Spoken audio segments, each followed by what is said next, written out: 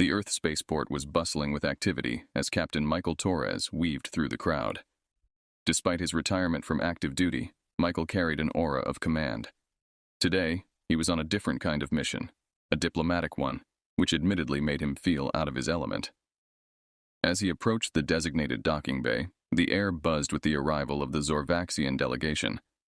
Michael straightened his jacket, a mix of anticipation and skepticism crossing his features. The Zorvaxians, known for their advanced technology and imposing physical presence, had specifically requested Earth's assistance, a request that had puzzled many. The airlock door hissed open, and the delegation emerged. Leading them was Ambassador Zelthar, a towering figure with iridescent scales that shimmered under the spaceport's lights. "Captain Torres, I presume?" Zelthar's voice resonated deeply, his Earth standard tinged with a musical accent. "That's correct, Ambassador. Welcome to Earth." Michael extended his hand, following human custom. Zelthar's slender, four-fingered hand enveloped Michael's in a firm shake. "Thank you, Captain. We come seeking your expertise for a grave matter." Michael nodded, gesturing for the group to follow him to a more private conference room reserved for diplomatic talks. "Shall we discuss the details on the way?" As they walked, Zelthar explained, "Our planet is plagued by a predator, the Kravok. It is unlike anything we've faced. It's decimating our population, and our conventional methods have failed." Michael listened intently, his strategic mind already turning over the problem. "What makes this Kravok different from other predators?" "It is cunning, Captain." Another delegate, scientist Marika, chimed in. She was smaller than Zelthar, but her presence was no less commanding. "It learns and adapts to every strategy we've employed." Reaching the conference room, Michael ushered everyone inside before turning to address the delegation fully. "You have some of the most advanced technologies known in this galaxy. Why come to us?" Zelthar's gaze met Michael's, an expression of earnest seriousness etched into his features. "Because, Captain, despite our advances, there is something about humanity's ingenuity in the face of dire threats. We've observed your history. It's filled with overcoming insurmountable odds." Michael considered this, the weight of humanity's turbulent past and unexpected triumphs settling over him. He sat down, signaling the delegates to do the same. "I'm flattered by your confidence in us. What exactly are you asking from Earth?" "We seek a fresh perspective, someone who can think outside our paradigms. Your experience in military strategy and tactics could be what we need to find a vulnerability in the Kravok," Marika explained, laying out detailed data pads with information about the creature. Michael picked up one of the pads, scrolling through the images and reports. Each showed a creature both fascinating and terrifying. "It seems like you're asking for a miracle, but I've been part of a few of those in my time." Zelthar smiled, a gesture that stretched his reptilian features oddly. "That is precisely why we are here, Captain Torres. Shall we count on your help?" Michael locked eyes with each member of the delegation, a sense of duty rekindling within him. "You can count on us. I'll need to assemble a team, and I'll need full access to your data on the Kravok." "Agreed," Zelthar nodded. "We place our hopes in your hands, Captain." As the meeting adjourned, Michael felt the old thrill of a challenge. He was back in the game, not as a soldier, but as a savior.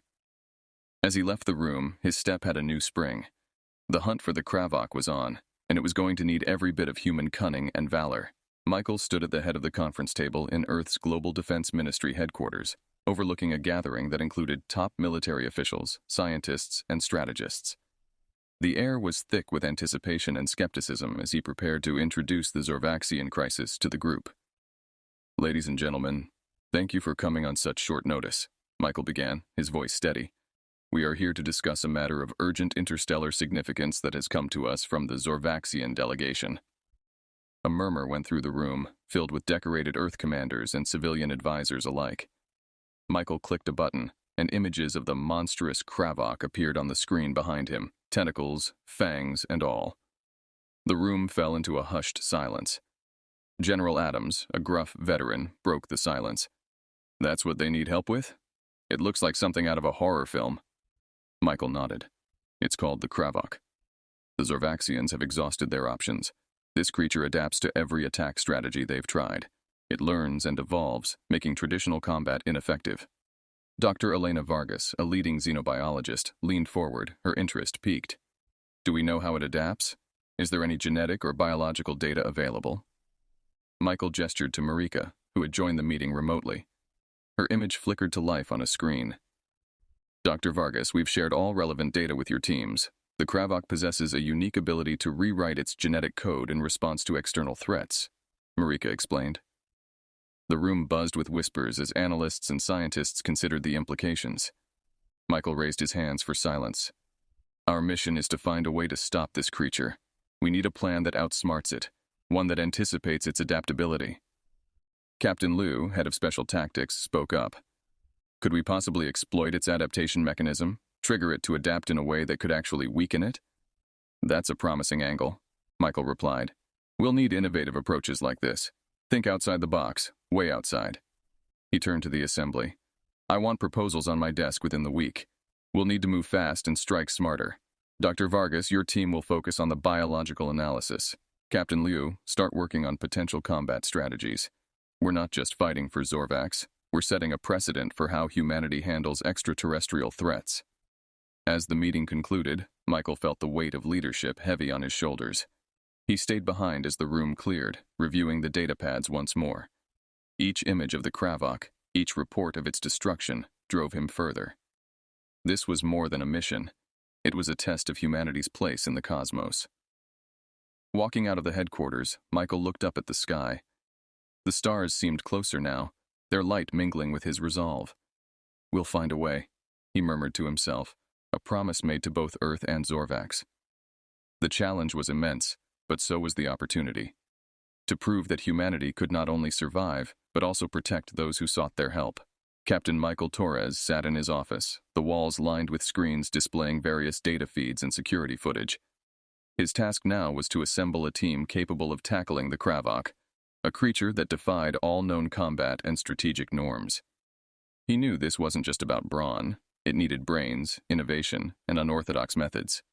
Michael initiated a secure call. First on his list was Dr. Elena Vargas, the xenobiologist he'd met during the briefing. Her expertise on alien life forms would be crucial. The call connected, and Elena's face appeared on the screen, her expression curious.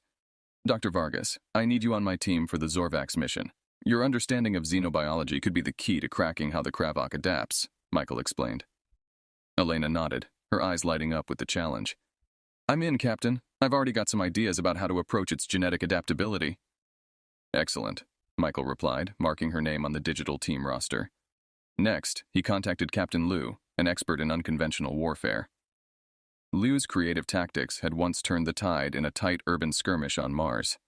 The screen split to include Liu, who greeted Michael with a sharp salute. Captain, I heard about the Kravok. Count me in. I think I might be able to cook up something untraditional for this beast, Leo said, a grin breaking through his normally stoic demeanor. Good to hear, Liu.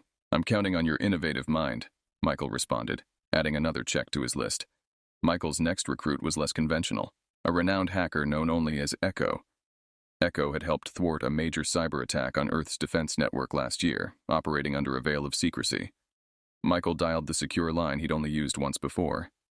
A distorted voice answered. This is Echo, Captain Torres, isn't it? I watched the brief. You're hunting big game. Yes, and I need someone who can manipulate digital environments and possibly the Kravok's sensory perceptions. Are you interested? Michael's tone was hopeful. There was a pause, then a low chuckle. Sounds like my kind of challenge. I'm in. With the core of his team assembled, Michael spent the remainder of the day reaching out to experts in various fields. Engineers, combat medics, and even a renowned physicist whose theories on energy manipulation might give them an edge. By evening, Michael had his team, a diverse group from different backgrounds with unique skills. They were thinkers, warriors, and mavericks. Satisfied with the day's progress, Michael leaned back in his chair, allowing himself a rare moment of relaxation. Tomorrow, he would bring them all together for the first time. It was this team, he believed, that would find the way to not just fight, but outsmart the Kravok. As the sun set over the city skyline, casting long shadows across his office, Michael felt the weight of the challenge ahead. Yet, amid the daunting task, there was a spark of excitement. This was what he thrived on, bringing together the best, forming strategies out of chaos, and turning the tide against the impossible. The game was on, and he was ready to play. The remote military base buzzed with activity as Michael's newly assembled team converged for the first time. Set against a rugged mountain backdrop, The facility offered privacy and top-notch resources necessary for their intense training and strategy sessions. Michael stood at the front of the base's main conference room, observing as his team trickled in. Dr. Elena Vargas chatted animatedly with Captain Liu, while Echo, whose real name remained a closely guarded secret, set up a bank of advanced computer systems along one wall.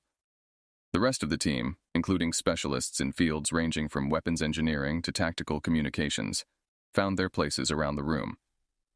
"Welcome, everyone," Michael began, his voice commanding attention.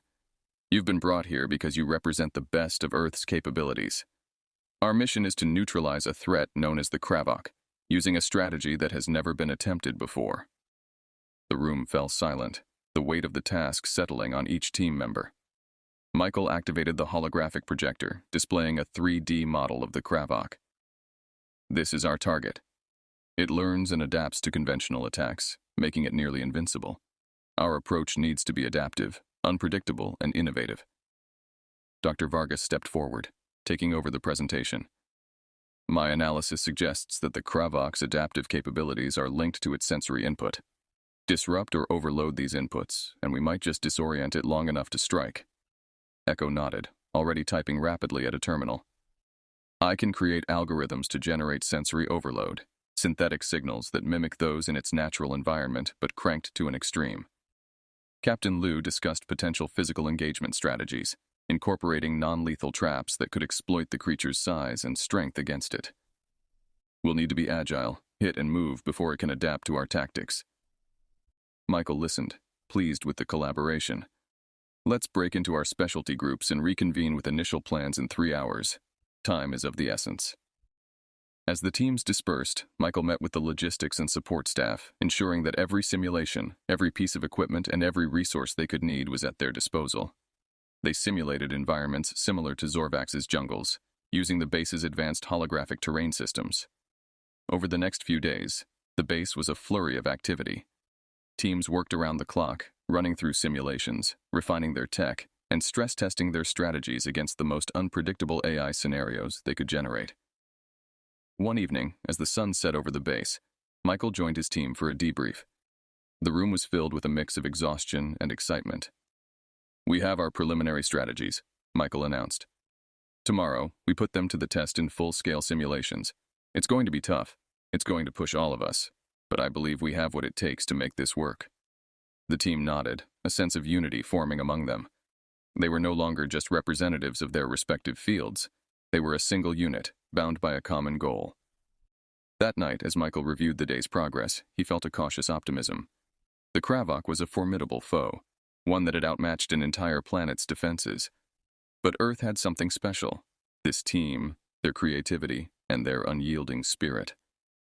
As he finally turned in for a few hours of rest, his last thoughts were of the challenge ahead, not just of strategy, but of ensuring that every team member made it back safely. The team's departure from Earth was marked by a somber mood despite the clear skies and smooth launch. As their spacecraft pierced through the atmosphere and into the vastness of space, each member was left with their thoughts, the gravity of their mission settling in. Michael moved through the cabin, checking in with each team member. Dr. Vargas was reviewing the latest data on the Kravok, while Echo fine-tuned his sensory overload algorithms. Captain Liu and the combat specialists were in a deep discussion over the tactical deployment they planned once on Zorvax. "Everything good here?" Michael asked as he approached Echo's station. Echo looked up from a tangle of wires and screens. "As good as it can be, Captain. I'm setting up redundant systems. Can't have too many backups with something like this." Michael nodded in approval and moved on to Dr. Vargas. "Elena, how are the final preparations coming along?" "We've made some interesting discoveries about the Kravok's sensory clusters," she explained, showing him a complex diagram on her tablet. "It seems there are vulnerabilities we hadn't noticed before. Certain frequencies it might not be able to adapt to quickly." "That could be the edge we need," Michael mused, impressed with her insight. As the spacecraft continued its journey, the team held several briefings to ensure everyone was on the same page.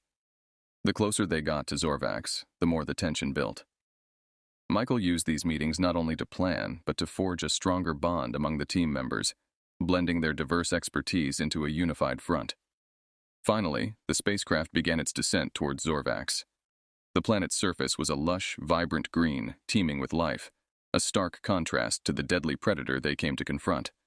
As they landed, they were greeted by Zelthar and a contingent of Zorvaxian soldiers, all heavily armed and wary. "Welcome to Zorvax, Captain Torres and team," Zelthar said, his voice echoing slightly through his translation device. "Your arrival brings us hope." Michael stepped forward, shaking Zelthar's hand. "Thank you, Ambassador. We're ready to get to work immediately." The Zorvaxians led them to a command center set up near the Kravok's last known location. The area was fortified, with high-tech surveillance and weapons systems monitoring every inch of the dense jungle surrounding them. As night fell on Zorvax, Michael and his team settled into the command center, going over the final details of their plan. Echo set up his equipment, linking it to the Zorvaxian systems for maximum coverage. Dr. Vargas coordinated with Zorvaxian scientists, sharing her findings and integrating their local knowledge of the Kravok. Captain Liu briefed the Zorvaxian soldiers, ensuring their cooperation with the human team's less conventional tactics. The integration of Earth's military strategies with Zorvaxian technology created a new kind of battle plan, one that could hopefully outsmart the Kravok. Michael ended the day with a final check on all preparations. He looked over the maps, the team assignments, and the backup plans. Then, standing before a large window overlooking the alien jungle, he let himself feel the weight of the moment. "Tomorrow, we face the Kravok," he said quietly to himself, a mix of resolve and anticipation in his voice. "For Zorvax, for Earth, and for the lives this creature has taken, we end this." The team, sensing the importance of the moment, gathered around, their expressions set and determined. They were ready, each bringing their best to the fight. Tomorrow, they would face the Kravok together, and they were prepared to win or to do whatever it took to stop the predator. As dawn broke over the dense jungles of Zorvax, the air was thick with tension and anticipation. Michael Torres and his team, along with Zorvaxian allies, were already deep in the foliage, moving towards the last known location of the Kravok. The team's chatter was minimal, their focus sharp, as they navigated the terrain, which was as alien to the humans as the mission itself. Dr. Vargas was at the forefront with a specialized scanner, tracking the unique biosignatures of the Kravok. "We're getting closer," she whispered, her eyes never leaving the readout on her device. "The signals are getting stronger." Captain Liu, armed and alert, coordinated the positions of both human and Zorvaxian soldiers. Echo was a few steps behind, his gear synced with everyone's visuals and audios, ready to deploy his sensory overload traps at a moment's notice. Suddenly, the dense underbrush rustled violently, and a low growl reverberated through the air. The squad froze. Michael signaled everyone to spread out and take cover. Silence returned for a heartbeat before the monstrous Kravok burst from the foliage.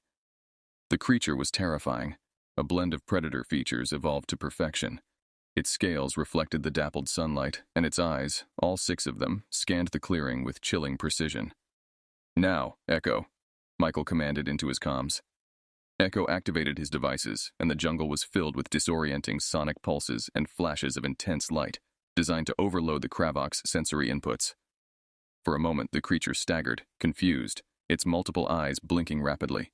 "Push forward," Michael yelled, seizing the moment of vulnerability.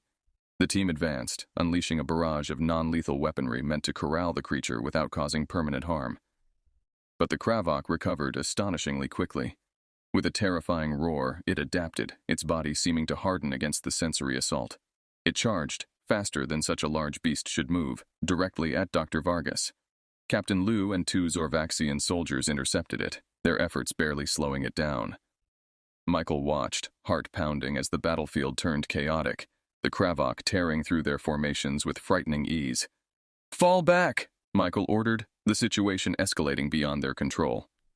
The team retreated, using the dense jungle as cover, barely keeping ahead of the Kravok's relentless pursuit. They regrouped at a pre-established secondary position, their initial confidence shaken. Dr. Vargas was visibly rattled but unharmed, thanks to the bravery of her protectors. Michael surveyed his team, their faces marked with sweat and dust. "It learned from our tactics faster than we anticipated. We need to adapt our approach."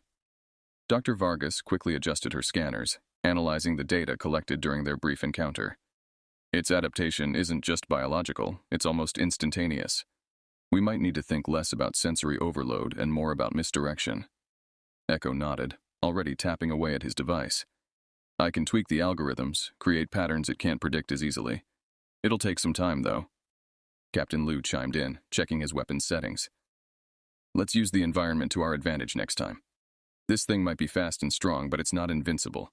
We can set traps, use the jungle itself as a weapon. As the team hunkered down to refine their strategy, the reality of their challenge settled in. The Kravok was unlike any adversary they had faced. It was not just a mission now, it was a battle for survival, and every second counted. Michael looked around at his team, their resolve firm despite the setback. Let's get to work, he said. We're not beaten yet. We learn, we adapt, and we overcome. With that, they plunged back into the fray, determined to outsmart the apex predator of Zorvax. Under the dense canopy of Zorvax's jungle, Michael Torres and his team readied themselves for the second encounter with the Kravok. Echo had reconfigured his devices to create more unpredictable sensory patterns, hoping to keep the creature disoriented longer. Dr. Vargas had identified potential weak spots in the Kravok's sensory array that might be more susceptible to their tactics. The team felt cautiously optimistic, bolstered by their enhanced strategies and a better understanding of their adversary. Remember, unpredictability is our ally, Michael briefed his team as they checked their equipment one last time.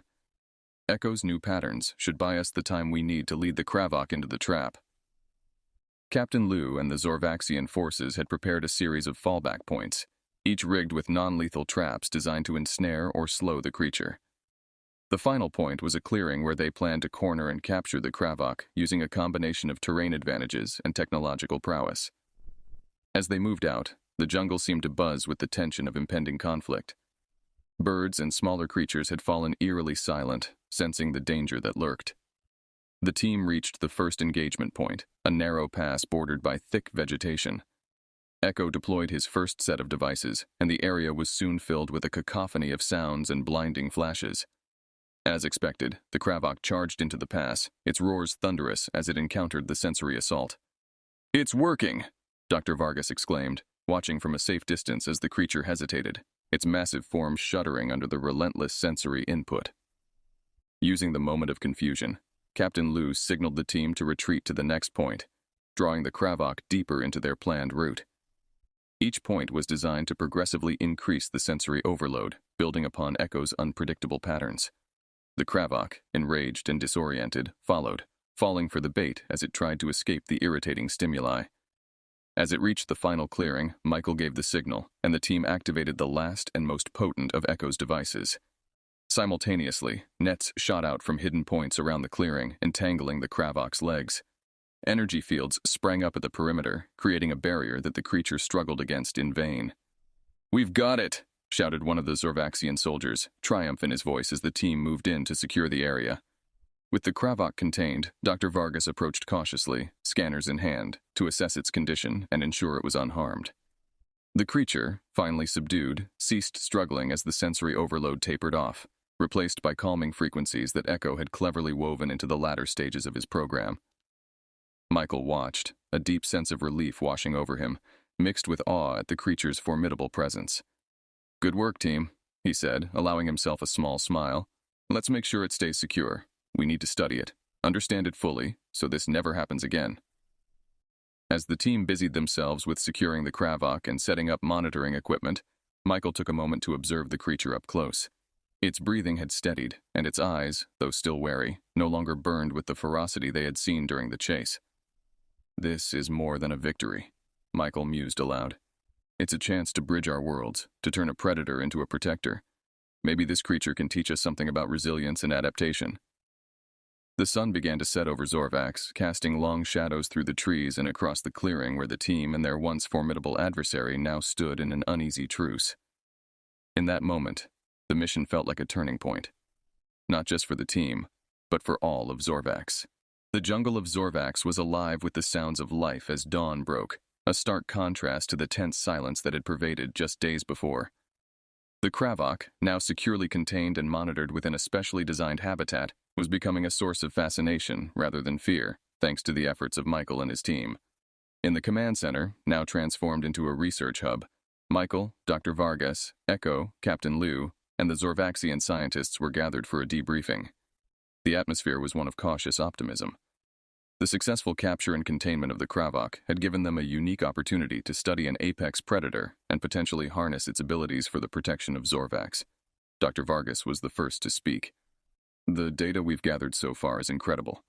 The Kravok's ability to adapt is even more complex than we initially thought. It's not just biological, it's almost cognitive. Echo nodded, his eyes bright behind his screens. The sensory overload patterns were a temporary solution, but studying how the Kravok responded is giving us insights into creating more permanent safeguards for Zorvax. Captain Liu added, "From a tactical perspective, we've learned invaluable lessons on managing threats that use adaptation as a defense mechanism. We can develop strategies not just for defense, but also for cohabitation." Michael listened to his team, pride swelling in his chest. They had not only neutralized a threat, but also opened doors to new possibilities of understanding and innovation. Ambassador Zelthar, who had been quietly listening, finally spoke. "Your team has given us more than just a solution to a threat. You've given us a new perspective on what it means to protect our world. We are in your debt, Captain Torres." Michael shook his head modestly. "We did what any ally would do, and we've gained just as much from this experience as you have." As the meeting concluded, plans were made for continued cooperation between Earth and Zorvax. Michael's team would assist in setting up a permanent research and defense base on Zorvax, using the Kravok's habitat as a central feature. Later, as Michael walked through the habitat, watching the Kravok move with a quiet grace, he reflected on the journey. They had come to Zorvax expecting a battle with a beast, but ended up engaging in a battle of wits that led to mutual growth and understanding. The Kravok, once a terror in the night, was now a symbol of Zorvax's resilience and Earth's ingenuity. Looking up at the sky, where Earth was a faint dot among the stars, Michael felt a profound connection to the universe. Their mission had shown that with courage, respect, and cooperation, even the greatest of challenges could be met. As he prepared to return to Earth, Michael knew he was leaving Zorvax changed for the better. But more importantly, he was returning home with a renewed sense of purpose and hope for the future of interstellar relations. The universe was vast, filled with unknowns, but as he had learned on Zorvax, within every challenge lay the seeds of new beginnings. With the Kravok gently stirring in the background, Michael turned back to his team, ready to discuss their next steps. Together, they had turned a tale of fear into one of triumph, and had forever altered the course of two worlds.